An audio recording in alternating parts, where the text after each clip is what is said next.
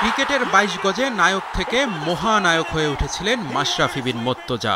২০১৫তে কাটিয়েছেন সেরা সময়। তখন থেকেই জায়গা পেয়েছিলেন দেশের সব শ্রেণীর মানুষের হৃদয়ের মণিকোঠায়।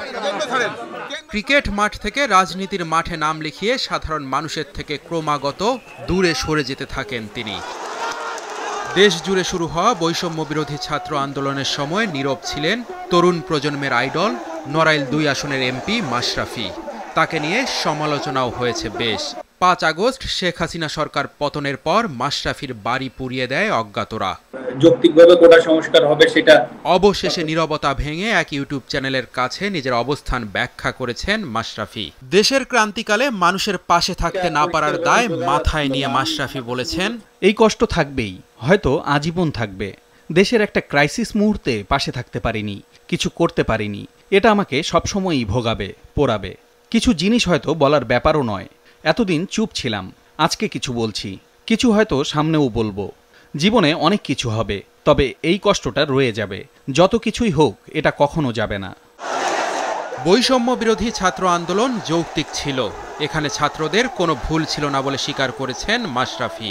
তিনি বলেছেন, কোটা সংস্কারের আন্দোলন অবশ্যই যৌক্তিক ছিল। আমার নিজের কাছেও মনে হচ্ছিল এটা হয়ে যাবে। তবে সবাই যখন চাচ্ছিল যে আমি কিছু একটা বলি বা স্ট্যাটাস দেই, ততক্ষণে আসলে সবকিছু এত দ্রুত হচ্ছিল, ভাবছিলাম যে আমি যদি কিছু লিখি বা মন্তব্য করি, সেটার সম্ভাব্য পরিণতি কি হতে পারে। অনেক কিছু ভাবছিলাম, আর সব মিলিয়ে কিছুই লেখা হয়নি। ক্রিকেটার হিসেবে মাশরাফির কাছে মানুষের যে প্রত্যাশা ছিল তা পূরণ করতে না পারার দায় নিজের মাথায় নিয়েছেন তিনি। বিশেষ করে মানুষের যে আবেগ, ভালোবাসার জায়গা ছিল, ক্রিকেটার মাশরাফির প্রতি যে দাবি ছিল, সেটা পূরণ করতে পারিনি এবং সেই দায় মাথা পেতেই নিচ্ছি। আমি ব্যর্থ হয়েছি এবং সেটা আমাকে সেই শুরু থেকেই পোড়াচ্ছে। রাজনীতিবিদ হিসেবে আমি কিছু করার চেষ্টা করেছি, পারিনি। নড়াইলে তার নিজ বাড়িতে আগুন লাগিয়ে দেওয়ায় কষ্ট পেলেও কারো প্রতি কোনো ক্ষোভ নেই বলে জানিয়েছেন মাশরাফি বিন মুর্তজা। নড়াইলের বাড়িটা করেছিলাম মায়ের জন্য, এখন শেষ। অনেকেই বলছেন মামলা করতে, ব্যবস্থা নিতে। ছবি ভিডিও সবই আছে অনেকের কাছে, তবে আমি বলেছি এসব করব না। আমার বাবাকেও বলে দিয়েছি, এখনকার সরকার বা ভবিষ্যতে নির্বাচন করেও যে সরকার আসুক, কারো কাছেই বিচার চাইব না।